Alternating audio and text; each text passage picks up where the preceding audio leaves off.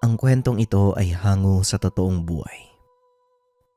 Mula ito sa isa nating kabayan na itago na lang natin sa pangalang Santiago. Walang eksaktong taon, probinsya ng Mindanao. Nang mga panong ito, kasalukuyang nanunungkulan bilang pulis itong si Santiago sa maliit na bayan sa probinsya ng Aklan. May katagalan na din sa serbisyo at masasabing marami na din itong karanasan pagdating sa mga krimen. Tubong Maynila itong si Santiago na destino sa probinsya bilang kasapi ng Special Action Forces dahil na din sa banta ng terorismo sa lugar. Ngunit hindi inaasahan ng binata ang madadatnan. Kakarating pa lang nito sa probinsya, naatasan na silang pasukin ang pinag-iinalaang kuta ng mga grupo. Nasa gitna ito ng bayan, kaya kinakailangan ang tulong ng kanyang pangkat para maiwasan ang mas malaking pinsala kung sakaling manlaban ang mga terorista. Nagawa nilang makapasok sa kuta, ngunit hindi terorista ang mga nasa lugar, kundi grupo ng mga magsasakang nag-aaklas laban sa pamahalaan ng probinsya. Ang namumuno sa kanila, tinawag sa pangalan na Mang Simon. Kumalma kayong lahat. Hindi kami lalaban. Wala ngang sandata sa lugar na ito eh.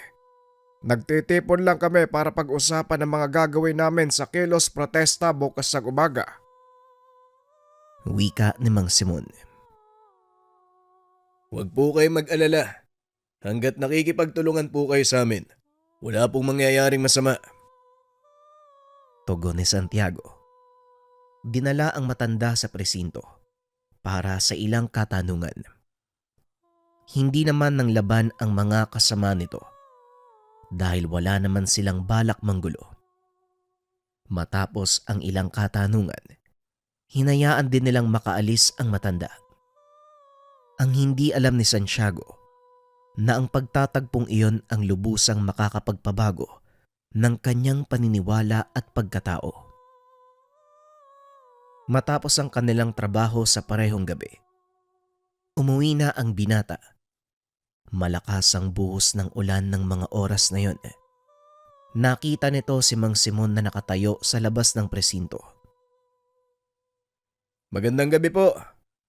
Mang Simon, kayo yung kasama namin kanina, hindi ba? Tanong ni Santiago. Ay magandang gabi din sa'yo. Tama ka, ako nga. Hindi ako makalis.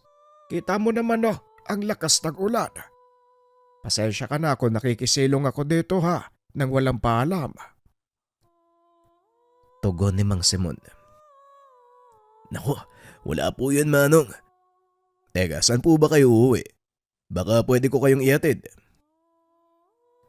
Muling tanong ni Santiago. Malayo kasi ang bahay ko dito sa bayan eh. Paniguradong mababalot ng putik ang sasakyan mo. Ayos lang ako iho. Antayin ko na lang na tumila ang ulan at doon ako maglalakad pa uwi. Tugon ni Mang Simon. Ngunit nagpumilit si Santiago dahil alam niyang delikado ang daanan lalo pa pag 10 oras na ng gabi. Wala pong problema kahit madumihan yung sasakyan ko. Halina po kayo, Manong, ihatid na kita. Muling wika ni Santiago. Kung ganun, kung talaga mapilit ka, hindi ako tatanggi.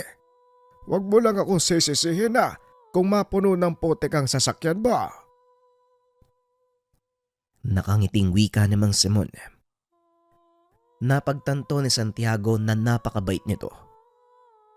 Habang nasa biyahe, hindi maiwasan ng binatang magtanong tungkol sa kung ano ang dahilan ng kanilang kilos protesta.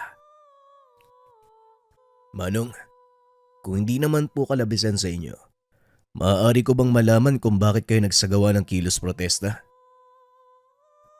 Tanong ni Santiago. Hindi patas ang pamamalakad pagdating sa aming mga magsasaka eh. hindi nilagdaan ng alkalde ang proyekto ng pagpapatubig, makakasira daw sa gagawing irigasyon sa kabuuang ekstruktura ng bayan. Lalo pat may mga dayuhang mamumuhunan na darating titignan daw ang lugar. Ang mas nakakatakot pa, baka sapilitan kaming paalisin sa lupang pagmamay-ari namin. Tugon ni Mang Simon. Naku, hindi nga makatarungan ng gagawin ng munisipyo. Sige Manong, titignan ko kung anong pwede kong gawin. Pero hindi ako mangangako. Alam niyo naman, hamak na pulis lang ako Tapos hindi pa ako taga dito sa lugar. Wika ni Santiago. Ay nako iho, mag-aaksaya ka lang ng oras dahil hindi ka haharapin ni Mayor. Masyado siyang abala sa ibang bagay. Pwera na lang kung mapera ka at alam niyang may mapapala siya sa'yo. Wika ni Mang Simon. Napailing na lang si Santiago sa sinabi ng matanda. Grabe naman talaga. Pero huwag kang mag-alala Manong. May mga kakilala ko sa Maynila na pwede makatulong sa inyo. Yun nga lang matatagalan. Muling wika ni Santiago. Nako iho, maraming salamat ha. Hindi mo alam kung gaano kahalaga sa amin yung mga lupang ipinamana pa ng mga ninuno namin. Pinaglaban nila ito ng buhay nila Kaya hindi rin namin basta-basta isusuko ang lahat. Muling wika ni Mang Simon. Ilang sandali pa ay narating na ng mga ito ang tahanan ni Mang Simon. Inaya nito si Santiago na pumasok muna at magkape. Doon nakilala ng binata ang anak ni Mang Simon, si Elohim.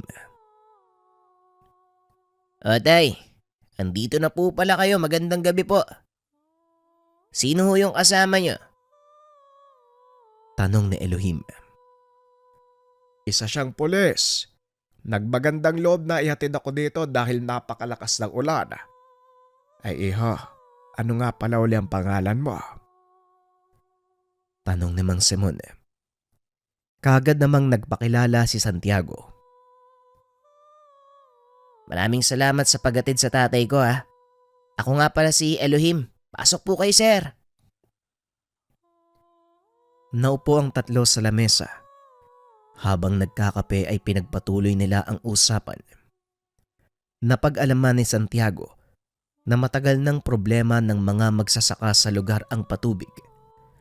Ilang beses na rin silang nasasangkot sa marahas na komprontasyon dahil maraming beses nang tinangka ng pamahalaan na paalisin sila sa lugar. Mga wala silang puso. Hindi na sila naawa sa amin. Kung hindi lang dahil kay tatay, matagal ko nang nilabanan ng mga yun Wika ni Elohim. Nakagad namang sinaway ni Mang Simon. Kailanman hindi naging sagot ang karahasan. Yan ang palagi kong sinasabi sa'yo. Lalo lang lalala ang gulo. Wika ni Mang Simon. Pasensya ka na sir, sana maintindihan mo rin yung lagay ko ha. Hindi ko lang po maiwasang magalit. Sa tuwing naaalala ko, papaalisin kami sa sarili naming lupa. Ano ba naman yun? Muling wika ni Elohim.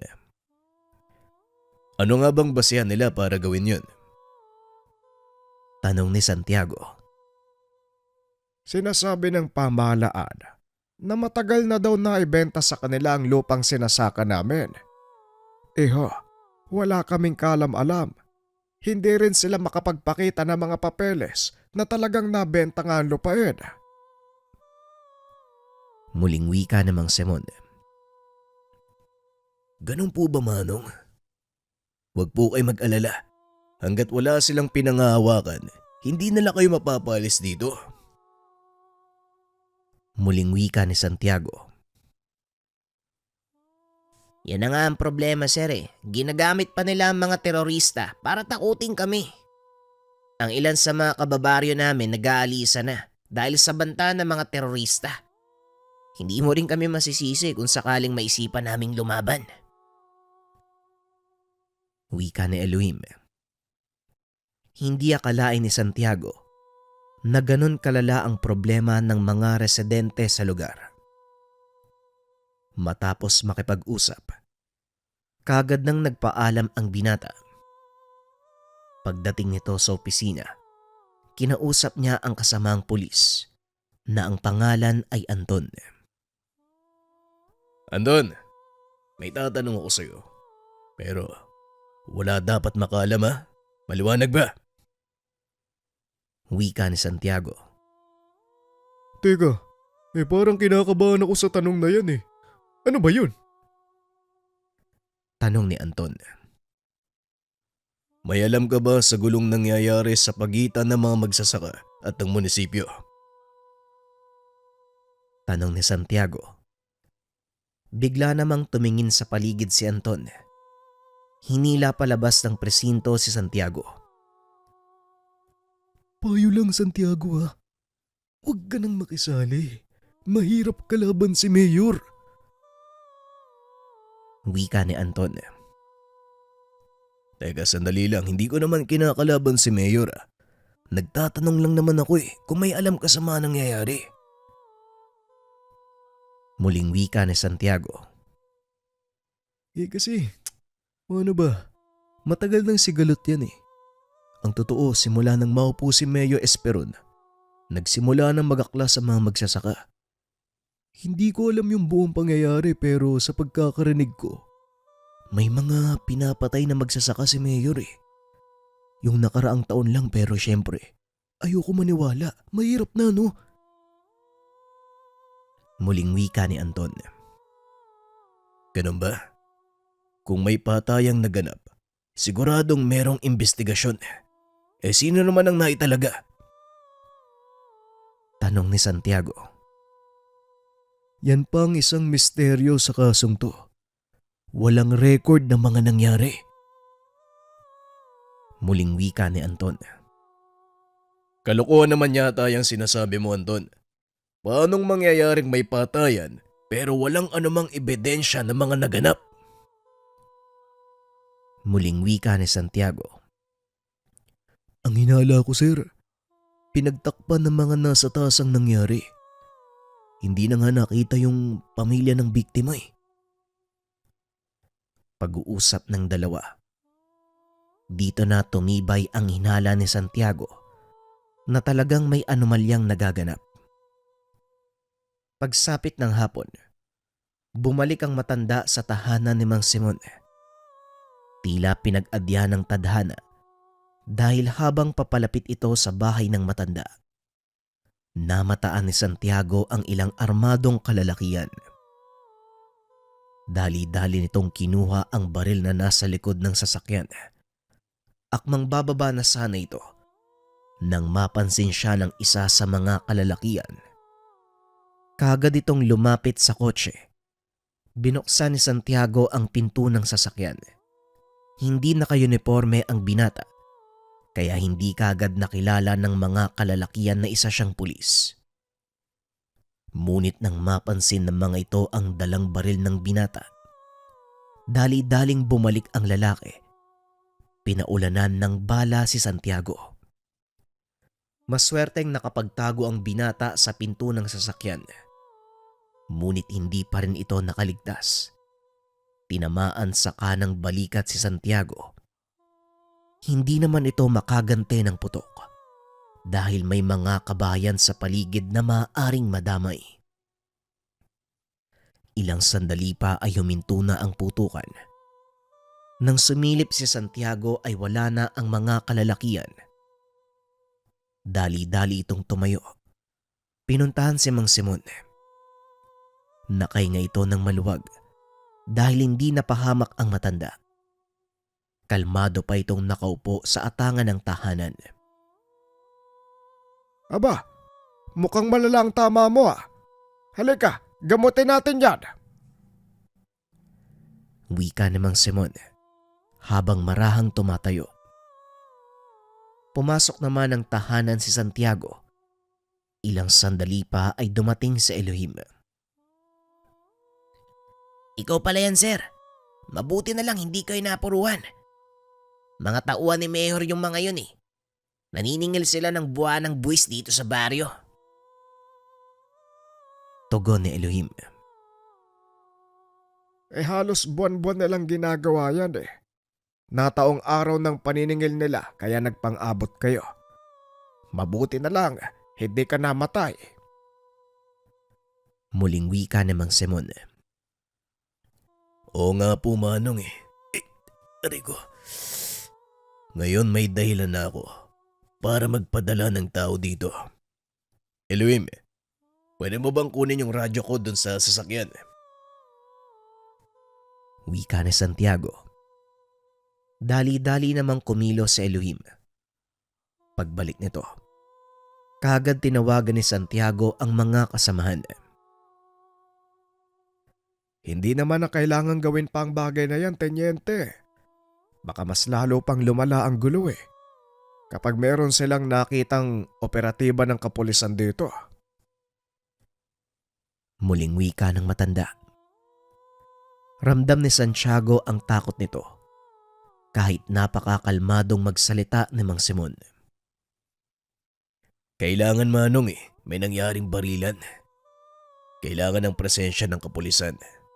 Hayaan nyo, wala namang mangyayaring engkwentro eh. Paniguradong matatakot na ang mga yun na bumalik dito.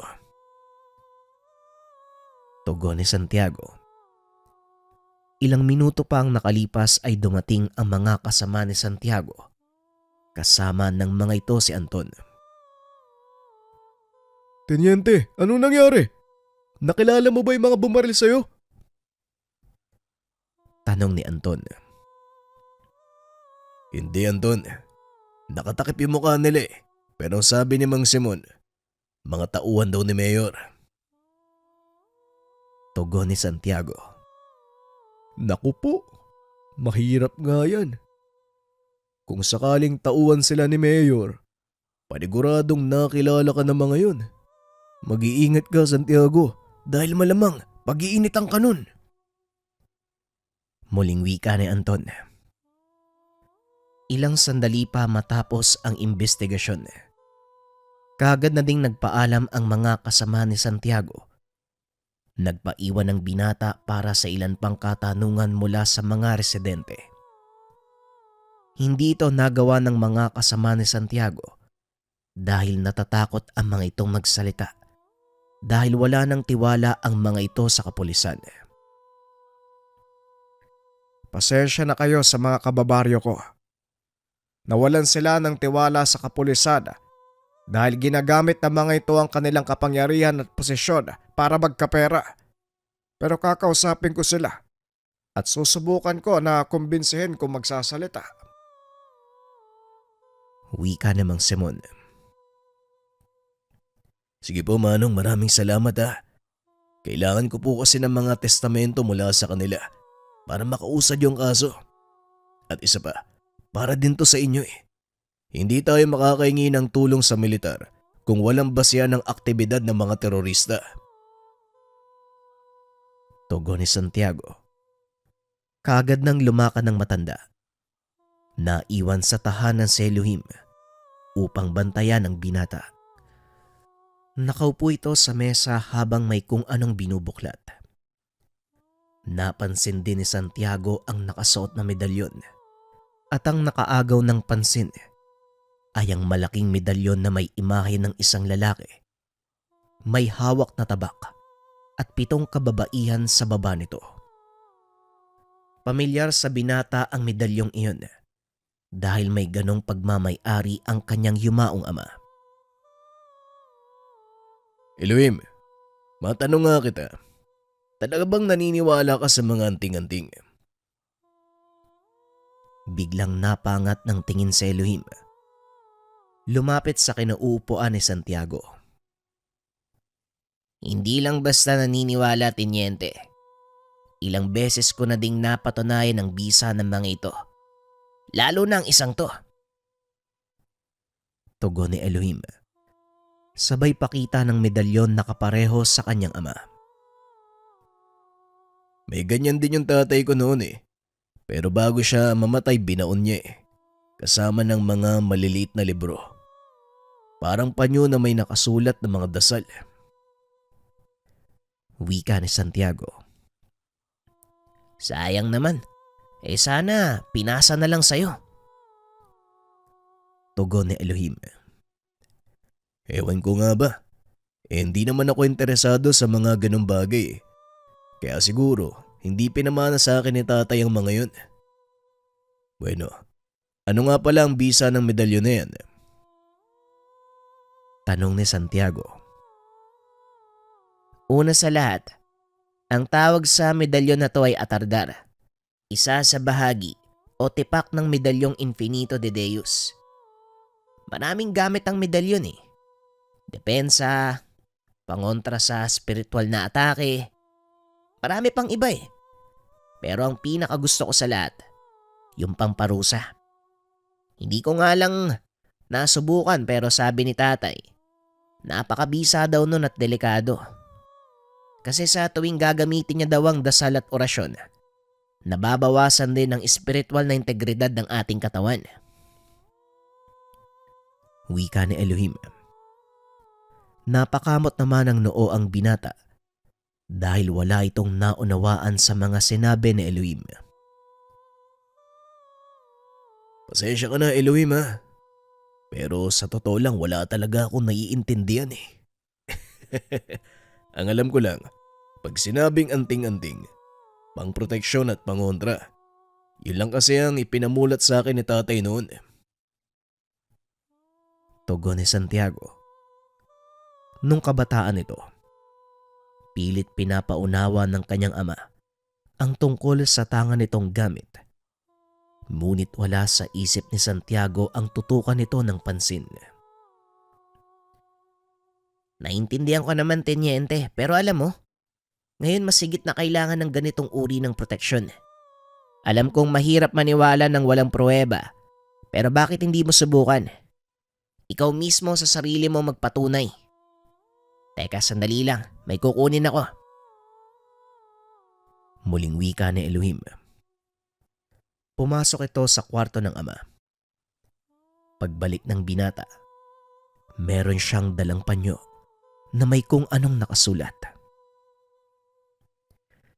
Ang tawag dito ay talandro.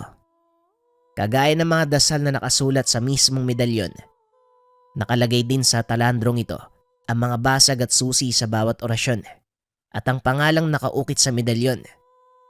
Mas detalyado ang mga nasa talandro kasi sinasaad dito kung para saan ang bawat orasyon. Pagpapaliwanag ni Elohim. Pinagmasdan ni Santiago ang binigay na panyo sa kanya. At ang nakaagaw ng pansin nito, ang hawak na tabak ng lalaking nasa medalyon. Eto naman, sino ba tong taong to? Tanong ni Santiago. Ang imahe niyan, si Amang Atardar, at ang hawak niyang nagliliyab na espada, tinatawag na itak ni Atardar. May nakahiwalay na dasal para dyan. Yan ang sinasabi kong pinakagusto kong parte ng medalyon. Sa bandang bewang naman ni Amang Atardar, makikita mo ang mata ng Infinito. Yan naman ang simbolo ng walang hanggang kapangyarihan ng Diyos. At doon sa bandang ibaba ay ang 7 Birhenes. Sila naman ang nagbibigay suporta sa Amang Atardar. Pagpapaliwanag na Elohim. Habang tumatagal, unti-unting nauunawaan ni Santiago ang mga sinasabi ni Elohim dahil minsan na din itong tinalakay ng kanyang ama. Ilang sandali pa ay dumating na si Mang Simon. Naupo ito sa harap ng dalawa.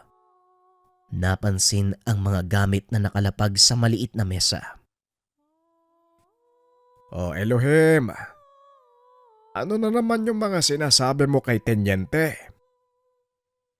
Muling wika ni Mang Simon. Wala naman po, tay. Nagtanong kasi si Tenyente kung para saan daw tong suot kong medalyon. Kaya pinaliwanag ko lang sa kanya. Nga pala, Tenyente, gusto mo bang subukan natin yung bisa ng medalyon ko? Wika ni Elohim. Napatingin naman si Santiago kay Mang Simon na noon ay tila nag-aantay din ng kasagutan mula sa kanya. Subukan? Paano naman natin susubukan ng medalyon? Naku Elohim ha, baka delikado yung iniisip mo. Wika ni Santiago. Hindi, Teniente, ano ka ba? Magtiwala ka lang. Walang mangyayaring masama sa gagawin natin. Muling wika ni Elohim. Tama si Elohim, Teniente. Magtiwala ka lang sa kanya. Pag-uusap ng tatlo. Kagad pumunta ang mga ito sa likod ng tahanan. Nagtaka si Santiago kung bakit siya dinala ng dalawa doon. Mabuti naman dala mo ang iyong baril. Yan ang gagamitin natin para subukan ng kakayahan ng medalyon ni Elohim. Ikaw mismo ang gagawa nun, Teniente. Wika ni Mang Simon. Napalingon ito kay Elohim na noon ay nag-uusal ng kung anong mga dasal. Matapos ay nagtanggal ito ng damit pang itaas. Hinubad din ng binata ang ilan pang suot na medalyon. Ang tanging naiwan, ang medalyon ng atardar. Tumayo ito sa harap ng binata. Inilahad ang katawan habang nakadipa at nag-uusal ng mga dasal. Sige na, Teniente. Subukan mong barilin si Elohim. Wika ni Mang Simon. Nalabis namang ikinagulat ni Santiago. Ano? Barilin? Naihibang ka na ba, Manong? Bakit ko naman babarilin yung anak mo? Tanong ni Santiago. Magtiwala ka lang. Isa pa, hindi ba gusto mong mapatunayan ang bisa ng medalyon? Ito na ang pagkakataon. Sige na, barilin mo si Elohim. Wika ni Mang Simon. Sa hindi malamang dahilan, tila may kung anong nag-udyok kay Santiago na bunutin ang kanyang sandata at itutok ito kay Elohim. Nanginginig ang mga kamay nito at sa kauna-unahang pagkakataon, nakaramdam ng takot si Santiago.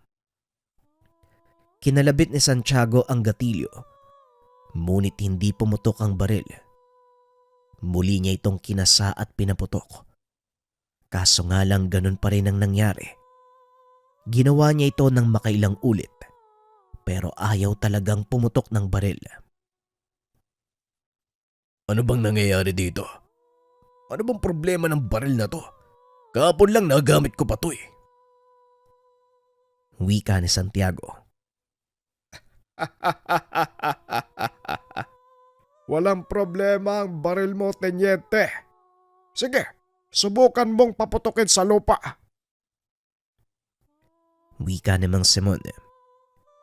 Sinunod ito ni Santiago. Laking gulat nito nang biglang pumutok ang baril. O ngayon, sige, iputok mo ulit kay Elohim.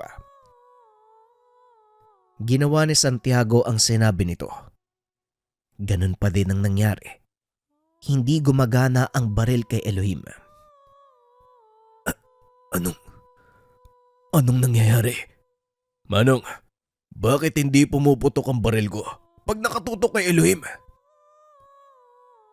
Tanong ni Santiago.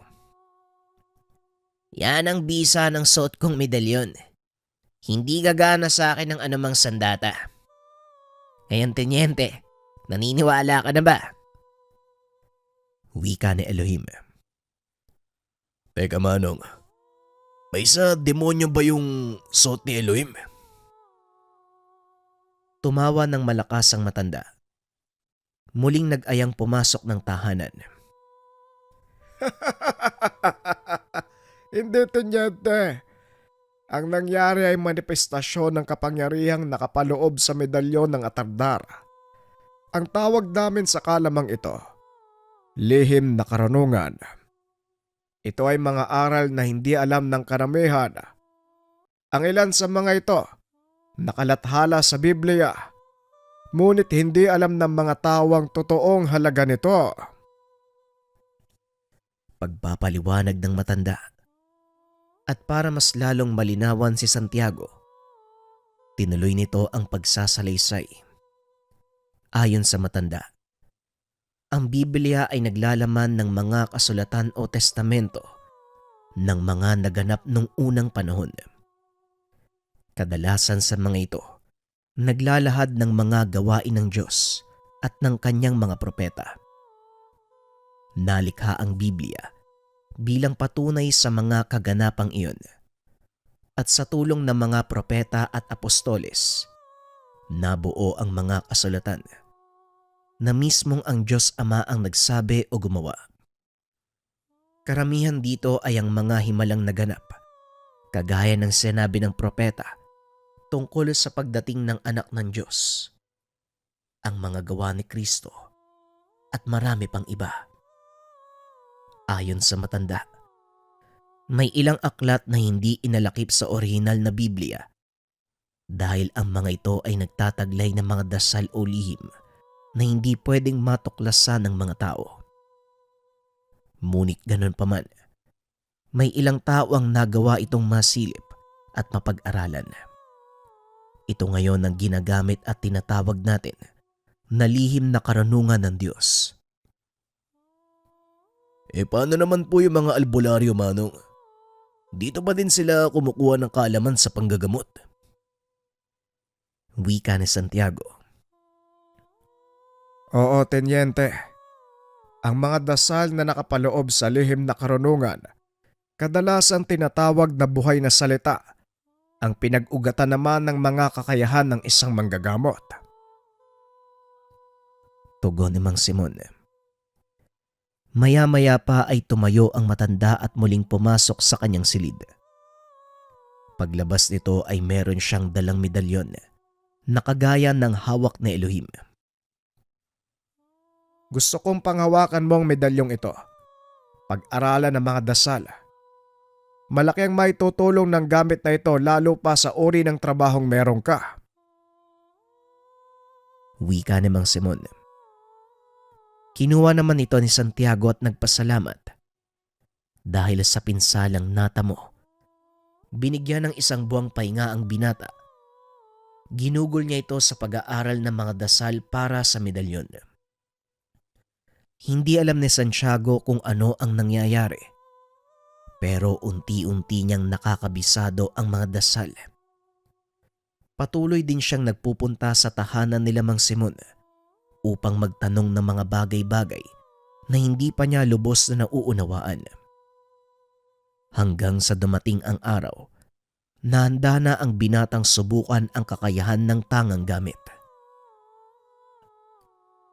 Nakumpleto na ang debosyon. Ngayon maaari mo nang subukan kung magagawa mo bang paganahin ng bertud o hindi. Wika ni Mang Simon. Sa palagay ko, Manong, hindi na muna siguro. Hayaan ko na lang na ang panahon ang sumubok sa akin at sa kakayahan ko. Sa ngayon, masaya na ako nauunawaan ng mga bagay na itinuro niyo sa akin. Tugon ni Santiago. Tila nagdilang anghel ang binata. Dahil makalipas lang ang ilang araw, napasabak ito sa inkwentro laban sa mga hinihinalang terorista.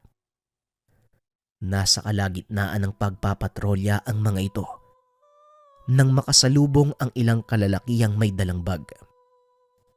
Nakasuot ng jacket ang mga ito.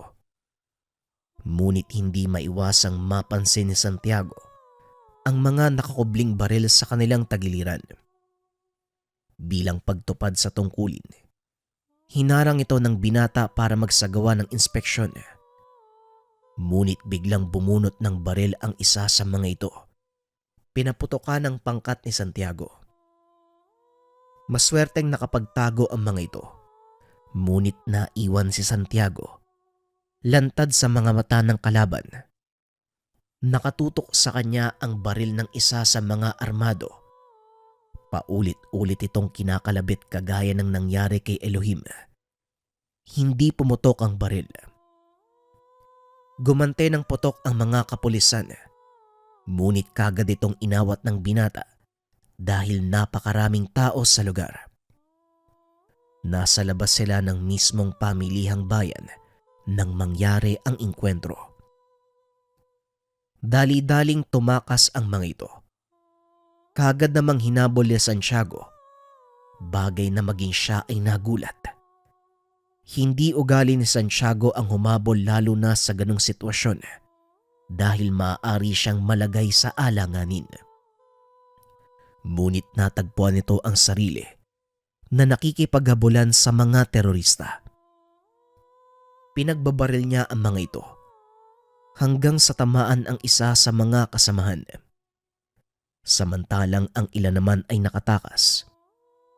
Dali-daling nilapitan ng binata ang tinamaang kalaban at gaya ng inaasahan, nagtangka itong paputokan si Santiago.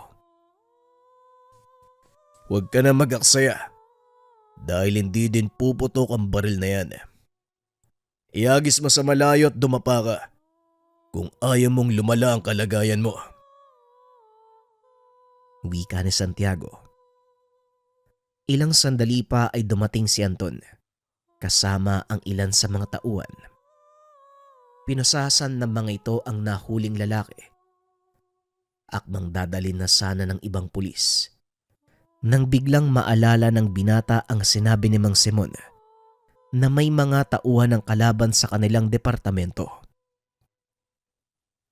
Sandali lang mga kasama. Ako nang bahalang magdala sa kanya. Wika ni Santiago. Pero tingente, trabaho po namin to eh. Maigpit na utos mula sa itaas. Nadaling kagad sa presinto ang mahuling terorista. Wika ng isa sa mga kapulisan. Ako ang mananagot kay Hepe. O baka naman nakakalimutan nyo kung ano ang ranggo nyo. Kagad namang iniwan ng mga pulis ang lalaki. Muli itong naupo sa lupa. Maraming salamat, sir. Hindi niyo ako hinayaang kunin ng mga yan. Mga bata ni Mayor yung mga pulis eh. Alam mo na siguro kung ano mangyayari. Wika ng terorista. Naupo ang binata sa harap nito at marahang nagsalita. Sige, sabihin mo sa akin kung anong pangalan mo.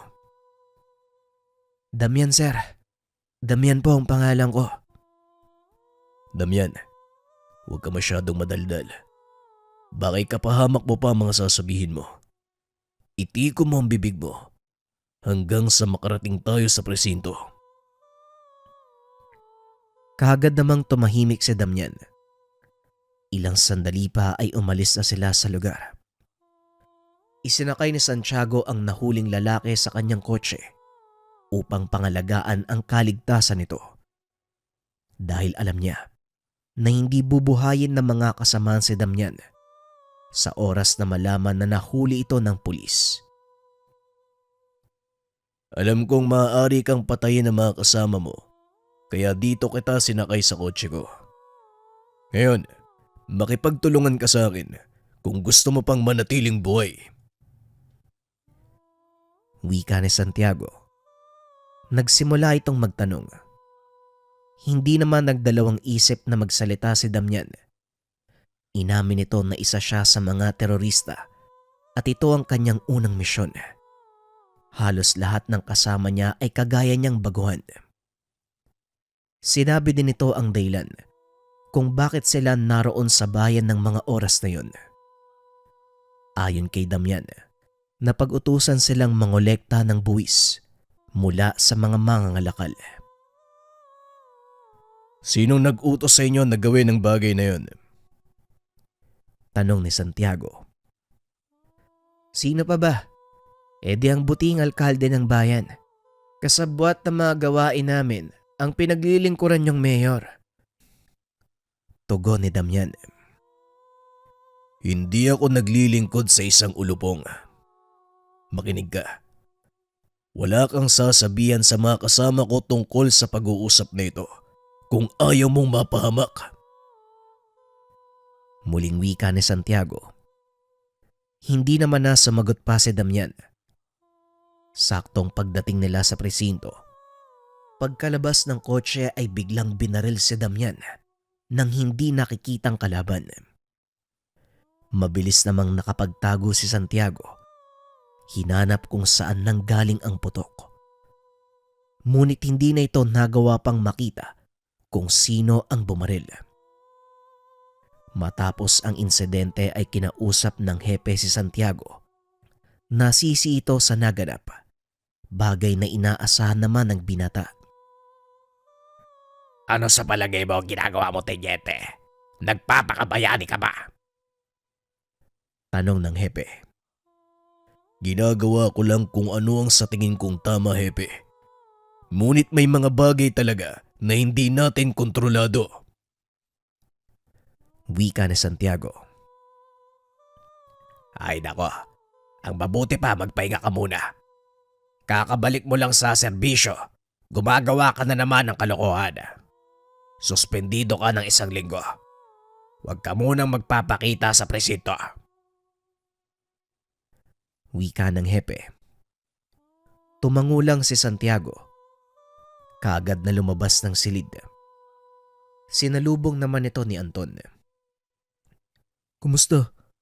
Anong nangyari? Ano pa ba ang aasahan mo?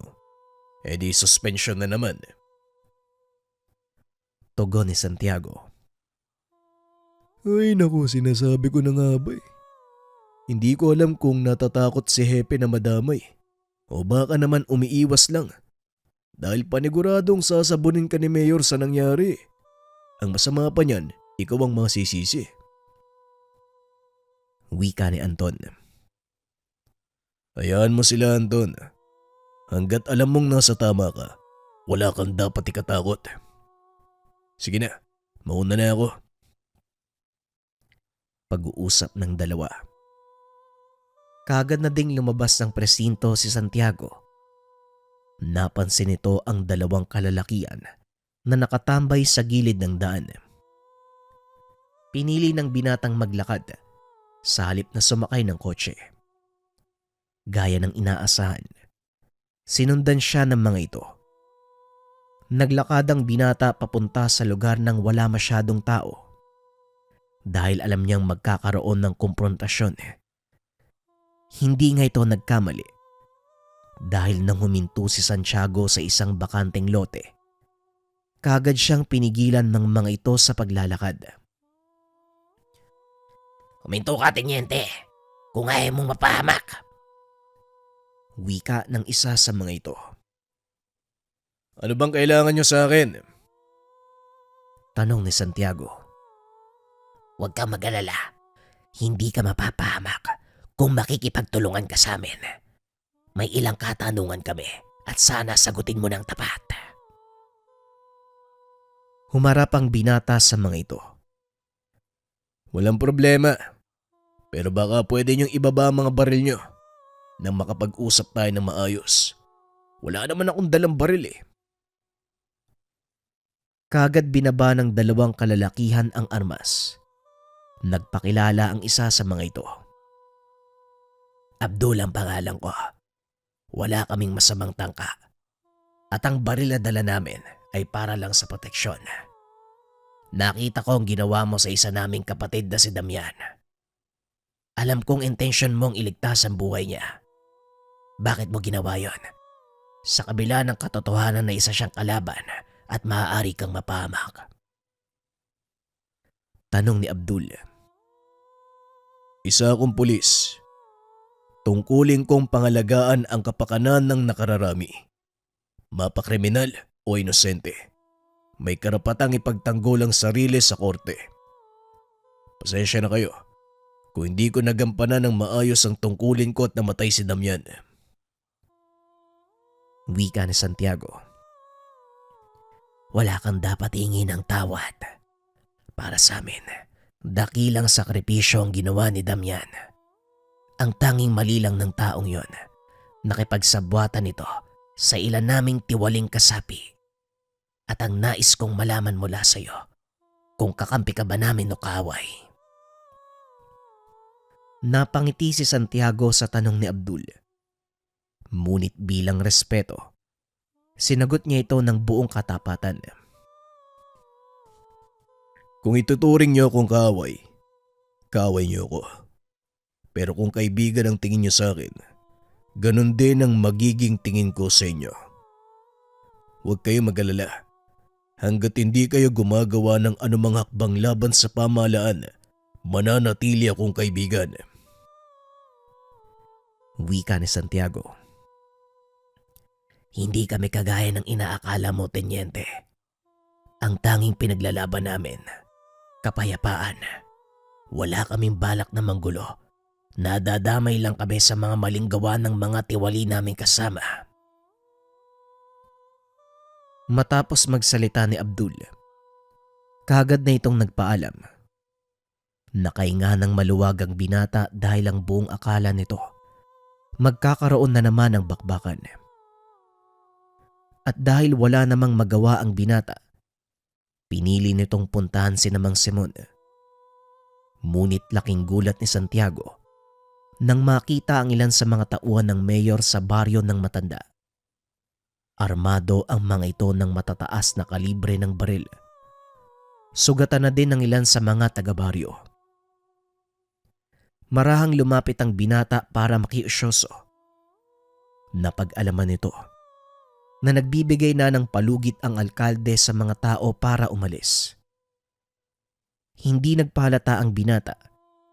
Inantay nitong magsialisan ang mga tao at saka kinausap si Mang Simon. Tenyente, anong ginagawa mo dito? Hindi ba may trabaho ka?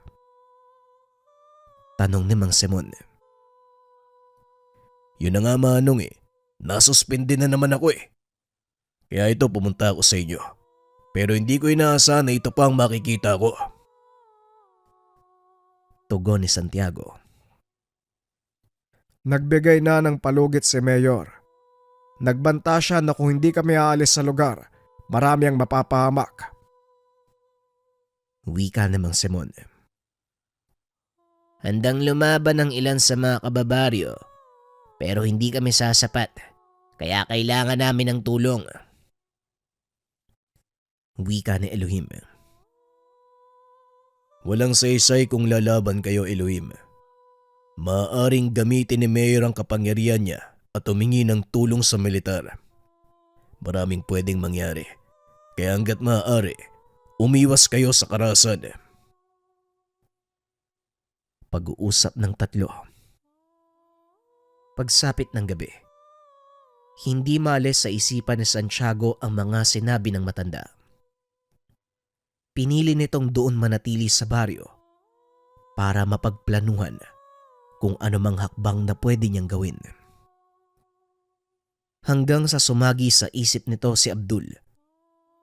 Kinabukasan nagpaalam ang binatang bababa sa bayan.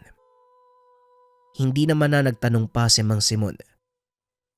Pagdating sa bayan sinubukan nitong hanapin si Abdul.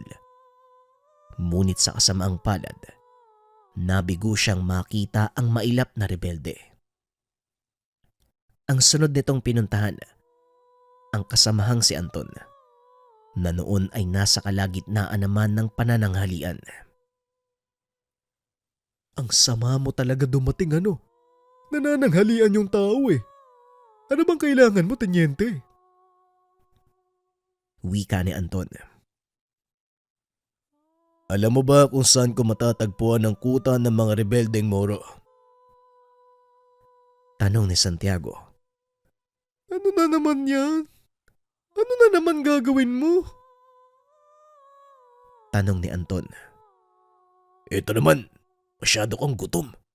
Huwag ka na magtanong para makakain ka na. Alam mo ba o hindi? Alam ko. Pero hindi ko sasabihin hanggat hindi mo sinasabi yung pakay mo. Ay nako, may kakausapin lang akong kakilala. Yun lang. Parang kinakabahan talaga ako dyan sa binabalak mo, Tenyente. Pero sige, sasabihin ko na. Hindi mo din naman ako titigilan Kagad isinulat ni Anton ang direksyon kung saan makikita ang kuta. Pagkatapos ay mabilis nang umalis si Santiago. Tinunton ang binigay na direksyon ni Anton. Narating ng binata ang maliit na baryo sa gawing dulo ng kabayanan. Ngunit taliwas ito sa inakala niyang tanawin. Maraming nakatira sa lugar. May mga bata at kababaihan. Wala din siyang nakitang mga armadong kalalakihan o kahit sinong may hawak na baril. Habang papasok ang binata, sinalubong ito ng pagbati mula sa mga taga-baryo. Naghahanap ang binata ng pamilyar na muka, ngunit wala siyang makita. Hanggang sa nilapitan nito ng isang lalaki, tinutukan ng baril sa tagiliran. Hinila siya papasok ng kubo at doon niya nakita si Abdul. Maligayang pagdating sa aming baryo, Tenyente. Pasensya ka na kung hindi maganda ang pagsalubong ko sa'yo. Nag-iingat lang ako. Alam mo namang mainit kami sa mata ng mga militar. Anong sadya mo dito? Tanong ni Abdul. Pinaliwanag ng binata ang pakay nito. Nung una ay hindi pa pumayag si Abdul dahil ayaw nitong makigulo sa pamahalaan. Ngunit dahil sa pag-uudyok ng ilang nakakatanda, napapayag din ito ng binata. Maraming salamat kaibigan. Tatanawin ko itong malaking utang na loob. Wika ni Santiago. Huwag ka magpasalamat, kaibigan. Ginagawa ko lang kung anong utos sa akin ng mga nakakatanda. Humayo ka. Huwag kang dadaan sa landas sa pinanggalingan mo. Umikot ka pababa sa burol na yan. Mas mabilis ang ruta para makarating sa kabayanan. Tugon ni Abdul. Kagad namang umalis ang binata. Bumalik ito sa baryo nila Mang Simon upang ibalita ang nangyari. Magandang balita nga yan, Tenyente. Kailangan balaan ng mga kababaryo. Ililikas namin ang mga kababaihan at matatanda. Wika ni Mang Simon. Sasabihan ko naman ang ilan sa mga kasama natin para makapaganda sila. Wika ni Elohim. Matapos ang usapan, hinanda ni Santiago ang mga kagamitan. Gumawa sila ng barikada paikot ng bayan para harangin ang mga tauhan ng mayor. Matapos ang paghahanda, salitang nagbantay ang mga taga-baryo. Nasipat naman ni Santiago ang maandap-andap na ilaw mula sa kabundukan. Isa itong senyales na nakapwesto na ang pangkat ni Abdul. Kinabukasan, dumating na ang mga tauhan ng alkalde.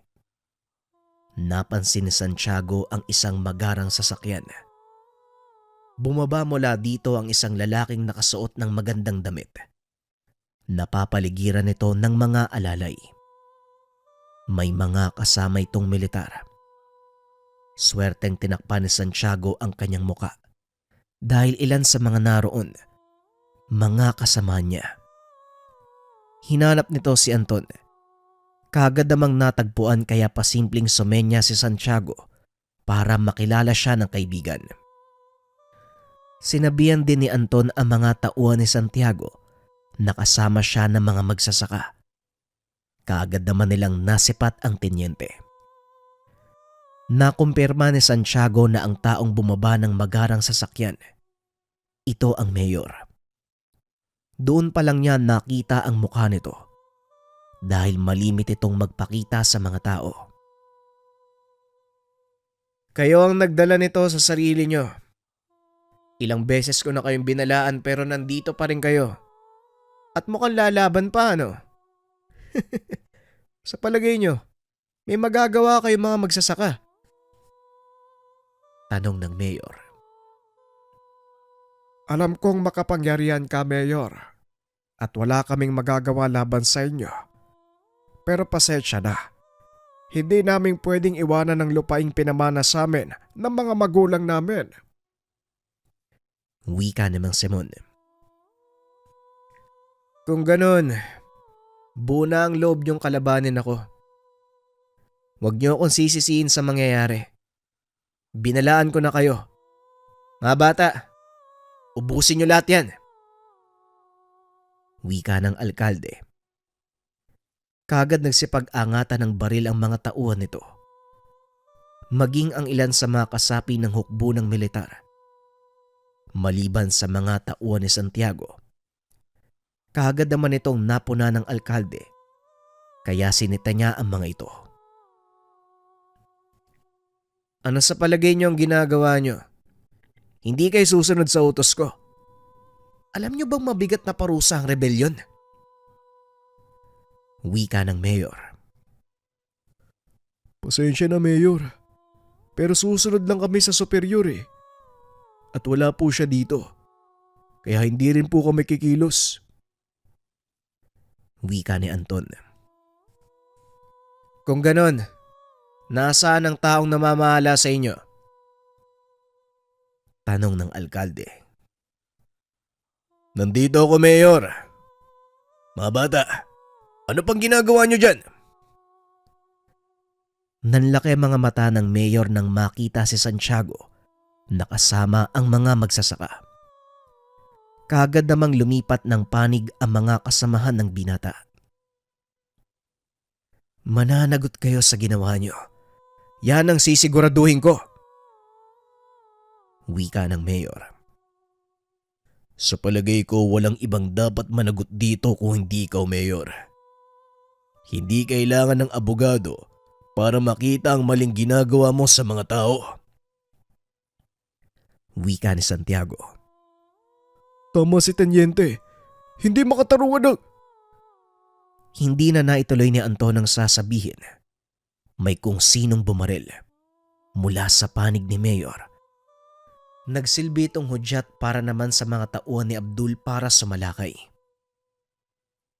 Mang Simon, dalhin niyo sa ligtas na lugar si Anton. Kami nang bahala dito. Wika ni Santiago. Kasama si Elohim. Sabay na sinuong ng dalawa ang walang tigil na putukan. Laking gulat na mga kalaban dahil hindi man lang nasusugatan ang mga ito. Nakatayo lang ang dalawang lantad sa mga kaaway. Walang anumang nagkukubli sa mga ito. Dahil sa nangyayari, ipinag-utos ng mayor na itutok ang atensyon sa dalawa. Teniente, maaaring may ilan sa kanila ang may tangang pangontra. Maaari tayong mapahamak. Kaya magtago ka sa likod ko. Dahil gagamitin ko na ang pinakahuling sandata ng atardar. Wika ni Elohim. Kagad namang sumunod si Santiago. Habang nag-uusal ng dasal, pinoprotektahan nito ang binata hanggang sa tuluyang matapos si Elohim. Teniente, usalin mo madasal na ito at iihip sa dulo ng iyong baril. Muling wika ni Elohim.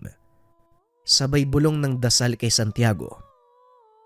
Kagad namang sinunod ng tenyente ang sinabi nito. Sa udyat ng binata, sabay na nagpaputok ang dalawa. Unti-unting umaatras ang mga tauhan ni Mayor. Lalo pa nang mapagtanto ng mga ito na napapaligiran sila ng mga Moro. Sa pagkakataong iyon, alam ni Santiago na maaaring maulit ang pangyayari. Kaya hindi na nito pinalampas ang pagkakataon na tapusin ang buhay ng mayor. Tuluyan ng sumuko ang mga tauhan nito. Pinaubayan naman ni Santiago sa mga Moro ang pagpaparusa. Maraming salamat, kaibigan. Sa wakas, malilinis na ang aming pangalan. Wika ni Abdul. Walang anuman, kaibigan. Sumainyo ang kapayapaan. Tugon ni Santiago. Hanggang sa susunod nating pagkikita. Matapos ang kaguluhan, inusisa ng nasyonal na gobyerno ang nangyari. Napatunayang walang basihan ng alkalde ng bayang iyon para kamkamin ang mga lupang pagmamay-ari nila Mang Simon. At sa tulong ng ilang kakilala ng binata, nagawang ipangalan at mabigyan ng permanenteng kasulatan ang mga lupain ni Mang Simon na labis namang kinatuwa ng matanda. Hindi na din napansin ng mga kasama ni Santiago ang nangyari dahil mas mahalaga sa kanila ang malamang tama ang kanilang desisyon na tumayo sa panig ni Santiago. Hinayaan ni Santiago na manatiling lihim ang kakayan dahil ayaw nito ng sobrang daming atensyon. Kagaya ni Mang Simon at Elohim na ang gusto lamang ay tahimik na pamumuhay. Makalipas ang 1 taon, lalo pang nadagdagan ang mga nagawa ng binata sa bayang iyon. Katagalan, itinaas ang kanyang ranggo bilang bagong hepe ng bayan. Pinili din ang binatang doon na permanenteng manirahan kasama ang kanyang sariling pamilya. Naging makabuluhan para sa kanya ang lahat ng pangyayari dahil yon ang naging simula ng panibagong buhay para kay Santiago.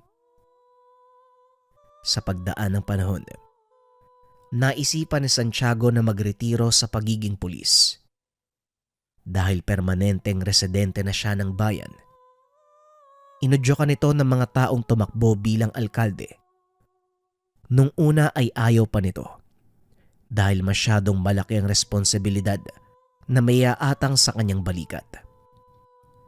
Pero bandang huli, naisip ng binata na marahil ito ang totoong tawag ng tungkulin mula sa Panginoon.